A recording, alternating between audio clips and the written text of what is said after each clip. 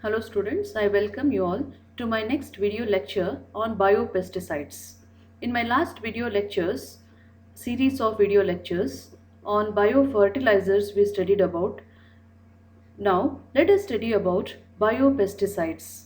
Biofertilizers and biopesticides are totally can be called as bioinoculants. Today, let us study in detail about biopesticides. In this particular video lecture, we are going to study about the introduction to the biopesticides, where we are going to study the classification or the type of biopesticides, mode of action of biopesticides, and also we are going to study about advantages and disadvantages of biopesticides. In my future lectures, we are going to study each different types of biopesticides in detail.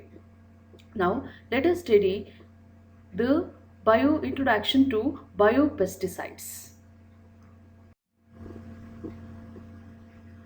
So, before going in detail about the biopesticides, let us study what are these biopesticides. So, before that, what are pests? Pests are the group of organisms which cause disease in plants. They are called as pest. It could be either a bacteria, or it could be a virus, or it could be a fungi, or any insects, or the nematodes, etc., where they cause the disease in plant and destroy the plant. They are called as pest. Pesticides, these are certain preparation. It could be a chemical one, or it could be from the microbial or from the living organism which it has been prepared. Such preparation which are going to destroy these pests, they are called as pesticides. So once again, pest or the group of organisms which are also the pathogens which cause disease in plants and destroy the plants, they are called as pests. It can be an insect, or it could be a bacteria, or a virus, or a nematode, or it could be a viroid, or it could be a mycoplasma, protozoa, algae, etc. The one which cause disease in the plants, we can call it as a pest, especially the insects. Pesticides, these are the preparation which destroy these pests. Pesticides can be classified into two kinds based on how it has been prepared. What is the composition of this pesticide? If the pesticide is been prepared using chemicals, they are called as chemical pesticides. If it has been prepared using certain living organism, then they are called as biopesticides.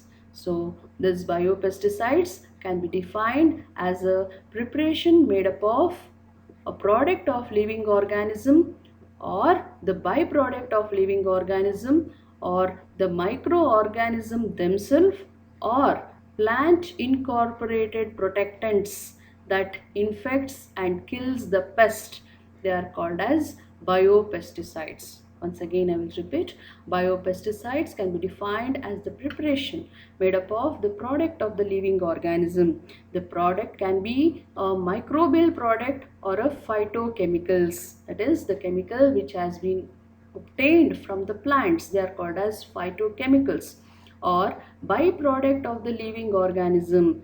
It can be it can be a semiochemicals, that is it can be certain signaling chemicals, especially pheromones, which is being produced by the insects. Such pheromones, if we are going to use as a pesticides, it can be a byproduct of the living organism. And also the various antibiotics which we are going to extract from various fungi and bacteria, that can also be a byproduct of the living organism. Or the microorganism themselves as a whole, the microorganism, either a living organism or the dormant microorganism which we are going to use to destroy the pest, or the plant incorporated protectants, that is the protectants, that is the antimicrobial, or the proteins which are responsible for destroying the pest.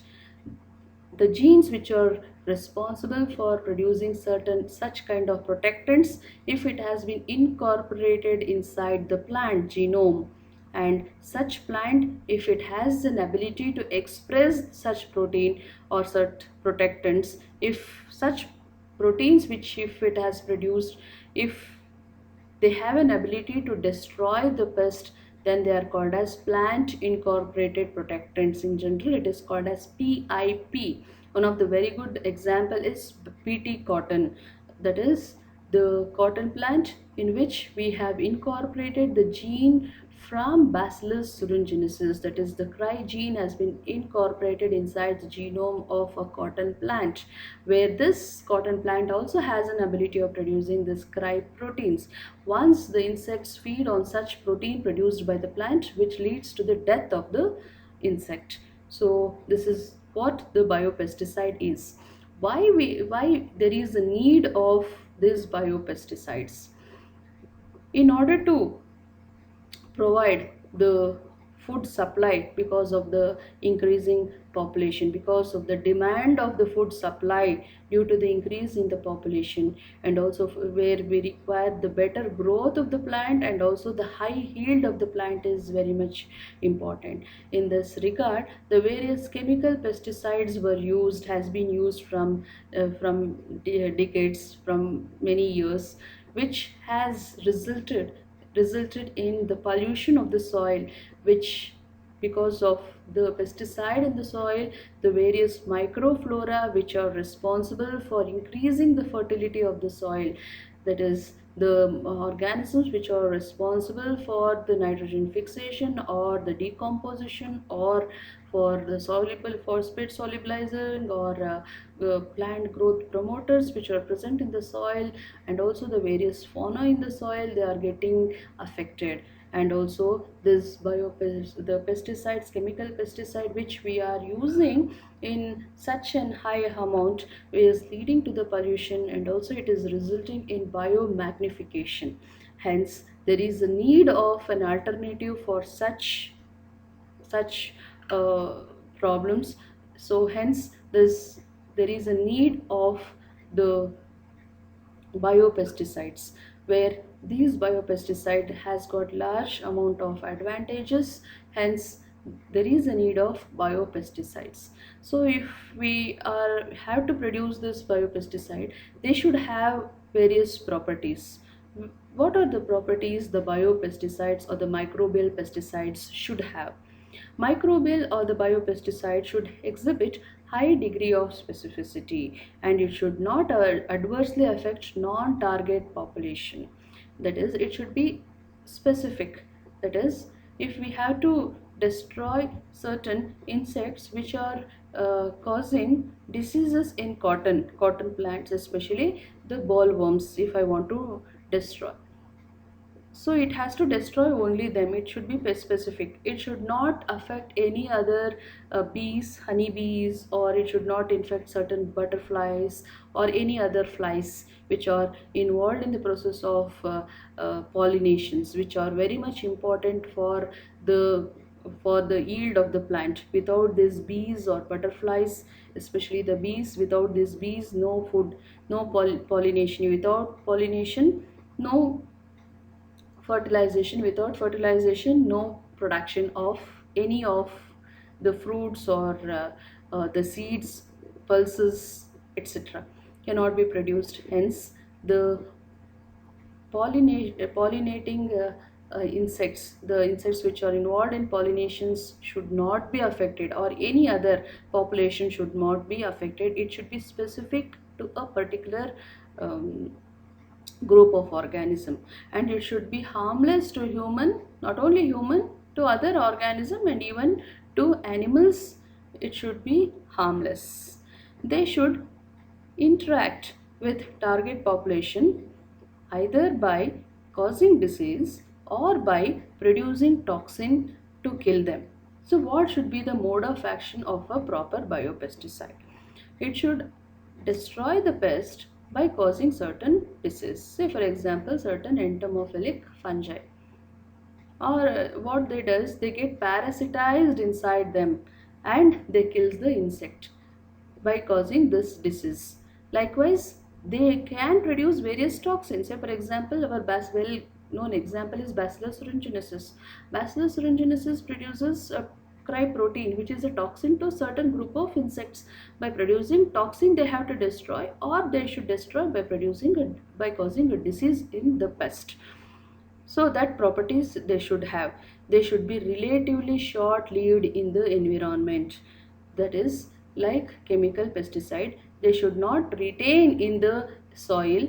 They should be decomposed quickly, so that it should not pollute the environment, and also they may not enter into biomagnification. So these are some of the properties of microbial pesticide. They should be highly specific to a particular strain or the group, and should be harmless to human or any other living organism or the animals apart from the target, and they should interact with the target population by causing the disease or by producing toxin to kill them, and they should be relatively short lived in the environment. So this is what the biopesticide mean, and these are some of the properties of microbial or biopesticide.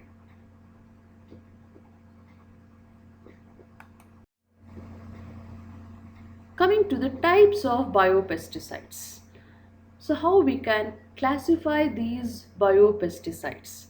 Biopesticides can be classified what is the origin of this biopesticide, whether it is a microorganism or as a whole the living organism itself we are going to use, or we are using any naturally occurring substances. We are using either an extract from the plant, or whether the genes which are responsible for the killing the pest that we have incorporated in the plants, that is plant incorporated protectants, that is genetically modified plants we are using. Based on these, we can classify the biopesticides as living organism, or naturally occurring substances, or genetically modified crops or plants. So coming to the living organisms, it could be microorganism, or it could be certain nematodes. Microorganisms which we can use as a biopesticide, it can be a bacteria or a fungi or a virus or a protozoan. A bacteria, some of the bacteria, say for example Bacillus thuringiensis is one of the very good example for bacteria. We have Bacillus sphaericus, we have Serratia, we have Pseudomonas species. All these bacteria has biopesticidal activity. Apart from that, fungi, various fungi, say for example Trichoderma species, Bavaria brassiana species, Metarhizium species. These fungi also has various pesticidal activity, especially with respect to insect pest. This table talks about the insect pest. Likewise, we have viruses. Viruses, it can be either a NPV or a GV. NPV includes nuclear polyhydrosis virus, GV granulosis virus. These are the virus which infects the various kind of the insect pest, and they cause disease in them, and they kill the insects. Likewise, we have protozoan, also protozoan pest, protozoan insecticides or the pesticide which cause diseases in the insect and kill them. So this is about the microorganism which we can use as a pesticide, the living organism, especially the microorganism. And also this biopesticide can also be classified as naturally occurring substances. Naturally occurring substances, especially the substances which are produced by various insects, or it can be produced by various plants which we are going to use as a pesticide. So this biochemical pesticides, the origin can be either a insect or it could be a plants. This can be classified as semiochemicals, or insect growth regulators or plant growth regulators. where the semiochemicals can be classified naturally secreted or non-secreted botanicals. What is this semiochemicals? Semiochemicals are the signaling molecules which are produced by various insects. So, for example, pheromones. The pheromones which are produced by the insects can also be used as a biopesticide. Likewise, the chemicals which we can extract from various botanicals, that is from various plants which we are going to extract and which we are going to use as to control the pest, they can be called as biochemical pesticides. And also, pesticide can also be classified if the genes which are responsible for killing the pest, if it has been incorporated inside the plants, and such plants are called as genetically modified plants, where the genetically modified plants, because of the incorporation of the gene inside the genome of the plant cell, they expresses the introduced gene that confers the protection against the pest or the diseases. So those are called as plant incorporated protectants. So overall, once again, the biopesticide can be of three kinds: living, whether we are going to use a living organism, or the naturally occurring substances, or the genes which we are going to incorporate in the plants, where that gene expresses for the production of various proteins which are involved in killing the pest. So the living organisms, it could be a microorganisms, especially it could be a bacteria, or it could be a fungi, or it could be a virus or a protozoa. Biochemical pesticides, that is naturally occurring substances, it could be either from the insects in the form of pheromones, or it could be extracted from the botanicals, that is plant extracts, which are used in killing the pest. Likewise, we have the genes which confers the pesticidal activity if it has been introduced inside the plant's genome, if that particular gene express for the production of the protectant against the pest. So this is how these are the different types of biopesticides. So this also one with some examples I am going to explain through this particular chart. The biopesticides can be classified into, as we discussed in my previous slide, as microbial pesticide or the botanical or biochemical pesticides. So what are these biochemical pesticides? As I had told in my previous slide, it could be either a pheromones, the signaling molecules produced by certain insects, they are called as pheromones, or it could be extracts of various plants which has an ability of killing the pest. Some of the examples like neem, perithrum, pongamia, garlic, rotenone, cinnamon, capsicum extract. Some studies tells that these are some of the extracts of the plant which could be used against various pests. One of the best example, very much effective plant extract is the neem, perithrum and pongamia, and even rotenone. These are some of the best examples of killing the insect pest. And also some of the fungal and bacterial pest also, this neem especially has an ability of destroying. And we have the microbial pesticide. Botanical or biochemical pesticides are the one which has been extracted from the plants or from the insects pheromones. um, and we have microbial pesticides again, as I had mentioned before, it could be either a fungi, or it could be a virus, or it could be a nematode, or it could be a protozoa. The fungi, we can classify this fungi as the entomophilic fungi or antagonistic fungi. Entomopathogenic fungi, these are the fungi which infects the insects pest. especially they get parasitized inside the insect and gets destroy them. They are called as entomo means insect, pathogenic. They are pathogen on the insects, and such fungi are called as entomophilic or entomopathogenic fungi. Very good examples are Verticillum species. Even these are very much important for the point of your competitive examination. Verticillum species, Bavaria brassiana species, Metarhizium species, very good examples for entomophilic fungi. Likewise, even you have antagonistic fungi, say for example Trichoderma species. Many species of Trichoderma viridae, Trichoderma arisianum, these are well known example for antagonistic fungi, where it has got a broad spectrum of activity and kills various range of bacterial as well as many of the fungal pests. And we have bacterial pesticides, biopesticides. Again, we can classify them as entomophilic bacteria or antagonistic bacteria based on the mode of action and the disease, the pathogen which they target on. Entomophilic bacteria, the very good example is Bacillus thuringiensis, even Bacillus paricus.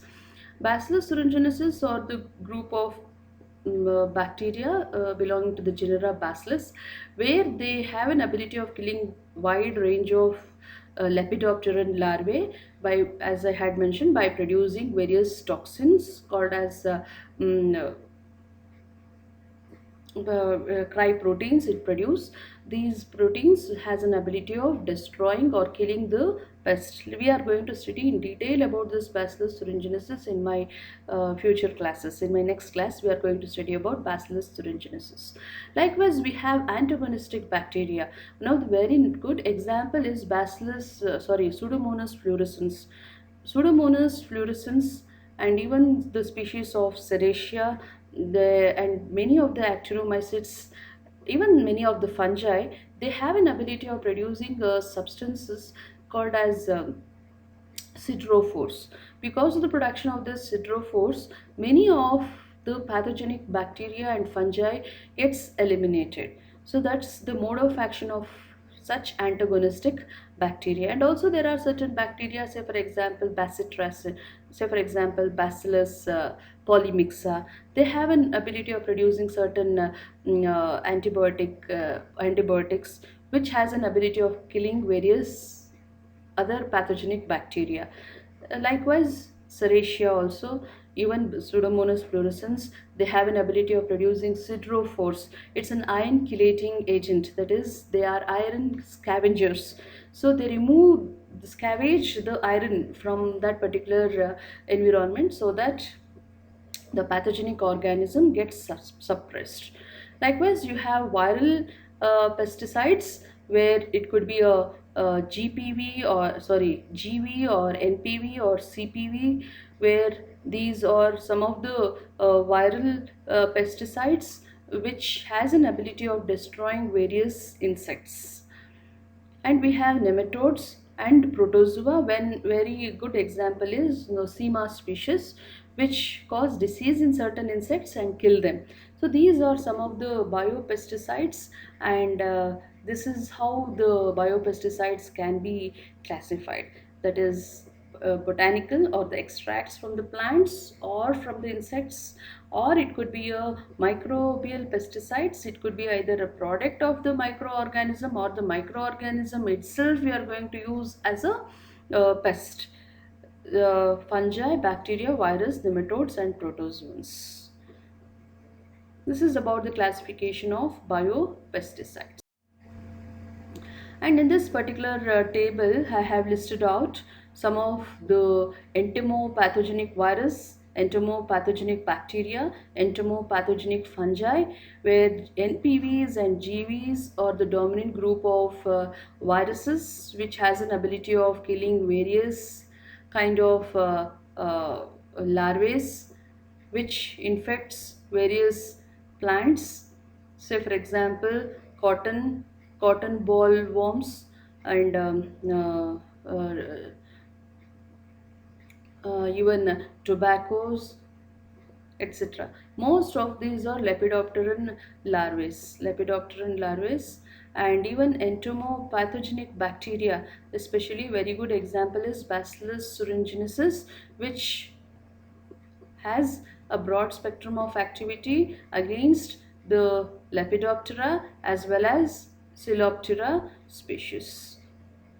And some of the entomophilic fungi, very good example is Bavaria species, Metarhizium species, where they have an ability of destroying again various insects belonging to Coleoptera and even Diptera, Lepidopteran larvae, etc.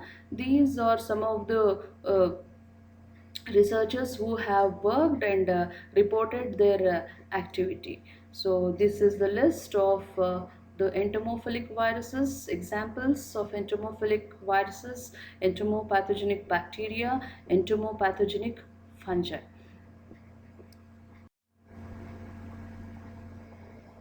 Likewise, there are also, as I was mentioning, the plants, the products of the plants can also be used as biopesticides. Say for example, chrysanthemum species. Chrysanthemum, the well-known example. Remember, these are very much important for the point of examination, especially in competitive examination. They can ask for match the following. Chrysanthemum produces insecticide called as pyrethrum. Pyrethrum is the product of chrysanthemum, where it has an ability of destroying various ants, aphids, other flies, ticks, etc. Perithrum produced by chrysanthemum species. Likewise, we have azadi, azara, azadiractin. Azadiractin is the extract from the from neem it has been extracted, where it has an ability of destroying various species of various varieties of sucking and chewing insects. And you have limonin is one of pesticides which has been extracted from the citrus fruits, especially from the epicarp, that is the epicarp of the citrus fruits. You know, a large amount of oil can be found in this particular epicarp of the citrus. So it has been extracted from that. That's called as lemonin, which has a very broad spectrum of activity, where it has an ability of destroying various fleas, aphids, mites, many other insects. It has an ability of infecting. So these are some of the list of plants which has an ability of producing various biopesticides, which has an ability of killing various pests. Likewise, we have a sabadilla. This is one of biopesticide which has been extracted from the plant. It's called as sconio colon, which is a plant belonging to the family Liliaceae, the order Liliales. So this Sabadilla has an ability of destroying the squash bugs as well as caterpillars, leaf hoppers, stink bugs, etc. So, and also the sabadilla which has been extracted from this particular plant is also been used in many of the in medicine also. Its application is being found. So remember, these are some of the examples of the biopesticides produced by the plants. Chrysanthemum produces perithrum, neem azadirachtin, leminin from the citrus fruits, and sabadilla from sconio colon species. So these are some of the pesticides which has been extracted from the plants. Then coming to the mode of action of this microbial pesticides. So before going in detail about the biopesticides, let us study in general how actually these microbial pesticides are going, what is the mode of action of killing these pests, how actually they destroy the pest. The mechanism can be of various kind. It can be either a antibiosis or an antagonism or a parasitism or etc. So let us study in detail the different methods of or the mechanism of action of killing the pest by various group of fungi and bacteria. Hyperparasitism or mycoparasitism. What is this hyperparasitism or mycoparasitism? Before going into that, what is parasitism? Parasitism is the phenomenon in which the parasite or the organism which is found in the host, they are called for their food and shelter, they are called as parasite. And if the parasite is, if it is a fungi, then it is a mycoparasite, it's called as mycoparasite. Hyperparasitism, if a parasite, if it is if a parasite which is found on a parasite, then it is called as hyperparasite. A parasite on a parasite, it's called as hyperparasite. The fungi that parasite on other fungi are referred as mycoparasites or hyperparasites. Hyperparasites, the fungi which are parasite on other fungi are referred as mycoparasites. They are also called as hyperparasite. Why it is called as hyperparasite? Say for example, Rhizocotonia solani. Rhizocotonia solani is one of a fungi which causes damping of disease in case of citrus, where this Rhizocotonia solani is a parasite on the citrus seedling. If we are going to use Trichoderma lignosum, Trichoderma lignosum can get parasitized on Rhizocotonia solani and destroy this parasite. Hence, the mechanism is by mycoparasitism. A fungi is getting parasitized on other fungi and destroying them. That's called as mycoparasitism. And also you have Ersutella species, Verticillium species, Fusarium species. Even they also has an ability of getting parasitized on other fungi. Very good example is Trichoderma lignosum on Rhizocotonia solani, which causes damping off in citrus. And you have antibiosis. As the name indicate, antibiosis, it is a process by which the pest or the pathogen is being destructed by producing various metabolites of microbial origin, such as lytic enzyme or a volatile compounds or any other substances. That is, killing the pathogen by producing various metabolites. They are called as, that particular process is called as antibiosis. Destruction of the pest or pathogen by the production of specific or non-specific metabolites of microbial origin, such as lytic enzyme or a volatile substances or a compound or any other toxic substances. That particular process is called as antibiosis. Example, gliotoxin produced by Trichoderma varians is found to be toxic to Rhizocotonia solani, which causes root rots. So Trichoderma, if you are going to inoculate the Trichoderma biopesticide, this Trichoderma varians has an ability of producing gliotoxin. This gliotoxin produced by Trichoderma, which is going to infect this Rhizocotonia solani and destruct them. And also the colonization of pea seed by Trichoderma viridae result in significant amount of antibiotic produced called as viridin in the seed, controlling Pythium species. So for example, if a pea has been infected by Pythium species which causes damping of disease, if we are going to use a biopesticide called as Trichoderma viridae, this Trichoderma viridae has an ability of producing an antibiotic called as viridin. This viridin controls Pythium. Likewise, we have phenazine. It's an antibiotic produced by Pseudomonas fluorescens, where this can control a bacteria or an organism which causes a disease called as stay call of wheat caused by Ginomanomyces graminis variety Tritici.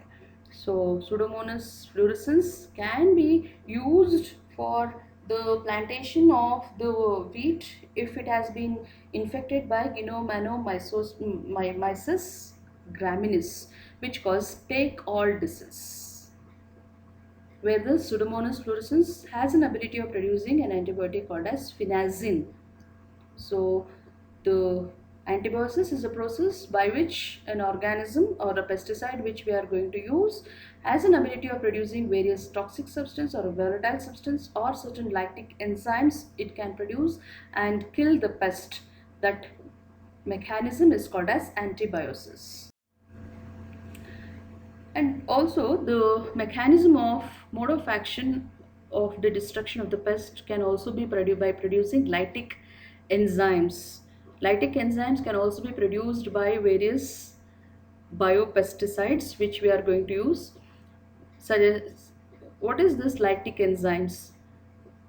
Where there are certain microorganism has an ability of secrete and excrete the other metabolites that can interfere with pathogenesis, that is phytopathogens growth or its activity, where they produces and release lytic enzyme that can hydrolyze a wide variety of polymeric compounds like chitin, proteins, cellulose, hemicellulose and DNA of the pathogenic fungi, where because of the production of this lytic means lysis, the enzyme which are involved in the lysis of the various substances like chitin, protein, cellulose, hemicellulose, DNA of the pathogens or the pest, where they get destructed because of the production of this particular enzyme so that the pest gets destroyed.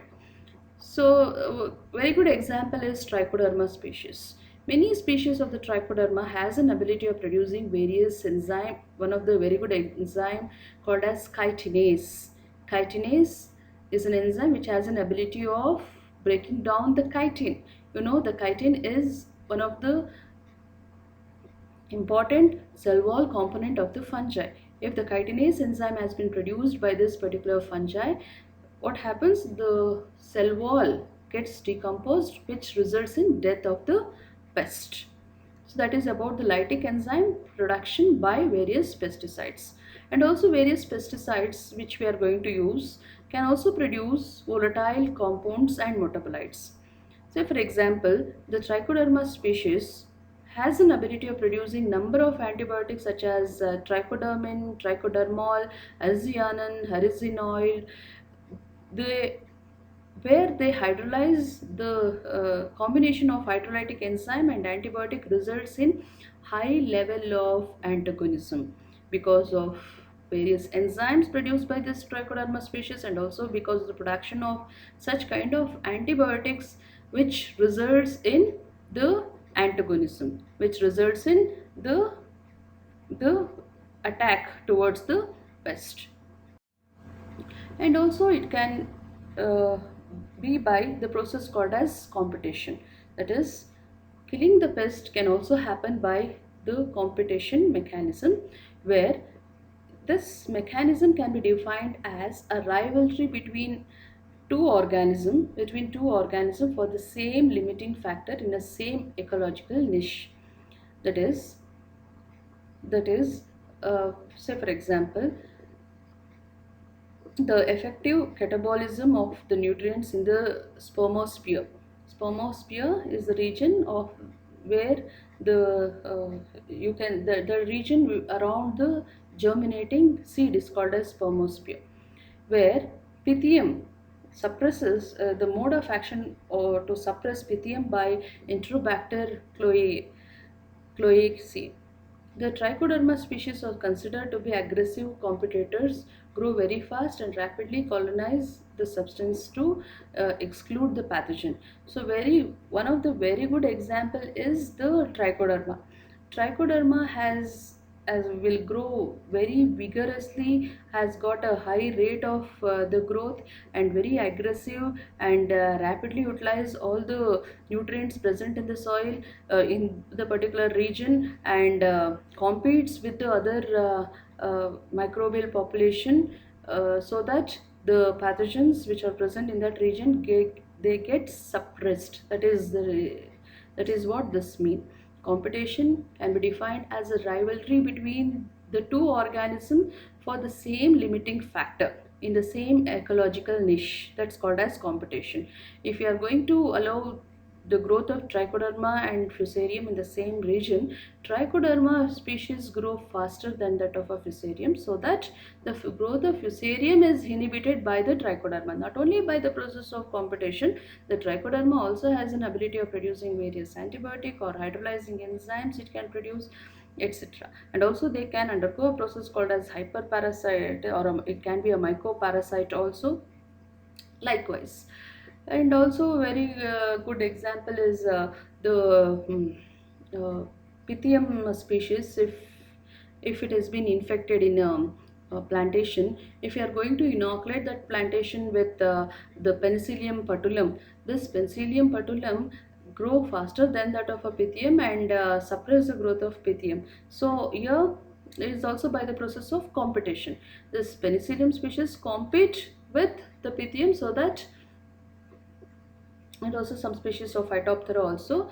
So by the process of competition, the pathogen is suppressed. So these are some of the mode of action of killing the various pests. One is by parasitism, and it can be either a hyperparasitism or a mycoparasitism, or even the entomophilic fungi, which we had discussed before. And we know entomophilic fungi, or the group of fungi which is being found infecting the insects especially, and kill the insects. The mechanism of killing the insect is by getting parasitized inside them. They get parasitized. So that is one method, or by producing various toxin in them. So for example, even Bacillus thuringiensis is also, they produce toxin and they kills the pest. And also by destroying the nucleus. So for example, NPVs, nuclear polyhedrosis virus, how they destroy the pest by destroying the nucleus of that particular cell of an insect, and they destroy the insect larvae. And also by the process of antibiosis, antagonism, competition. Antibiosis can be either producing various secondary metabolites or the volatile substance, or producing hydrolyzing or hydrolytic enzyme, especially by producing antibiotics, etc. So these are the different methods or the mechanism by which the biopesticide acts on various pests to destroy them. These are some of the examples and the mode of action. So now coming to the advantages and disadvantages of these biopesticides.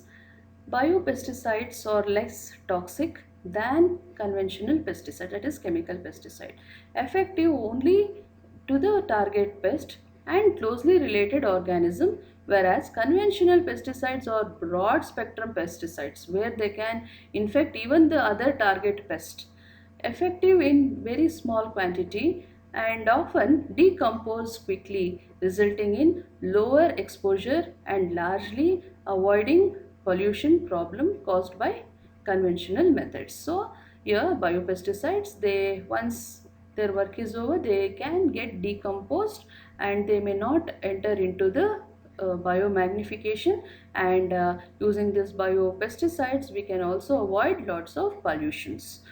And when used as a component of integrated pest management program, biopesticide can greatly reduce the use of conventional pesticide while the crop yield remain high. These are some of the advantages of biopesticide, that is they are less toxic and they are highly specific to a target, and even at small quantity also, even very small quantities can also get decomposed. They may not pollute the environment, they may not enter into biomagnification, and it is the best method of controlling the pest. And the disadvantage of this biopesticide is uh, highly specific to the target pest, has a low spectrum of activity, that is they can infect only a target pest. particular species it can infect. So it is for a large amount of research is required for killing only that particular pest which is attacked. So that is it has very low spectrum of activity when compared to that of chemical pesticide. They have broad spectrum of activity. They can act on any pest. I mean most of the pest, whereas biopesticide they are highly specific. They are species and strain specific. That is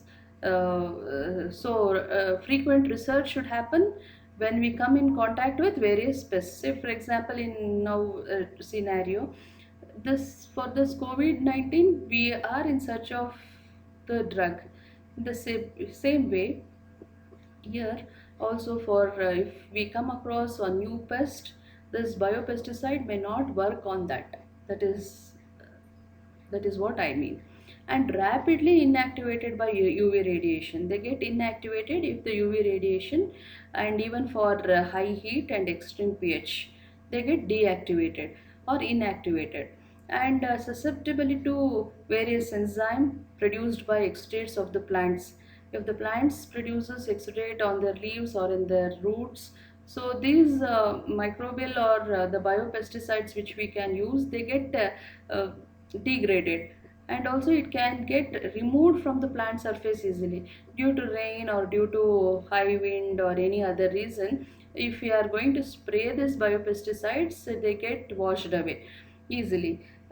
Speed of action is slow, that is mode of action of this biopesticide is very slow, hence they are not suitable if the pest outbreak, if there is an outbreak of the pest, if it is uh, an immediate and it become a threat to the crop. If there is any pest outbreak, immediately that pest, if it has to be removed, it may not happen because their speed of action is very slow, so it can be a threat to the crops. So these are the advantages and disadvantages of these biopesticides. So in my next class, let us study about each of the microbial pesticides in detail. In my next video lecture, we are going to study about Bacillus thuringiensis as a biopesticide. Thank you.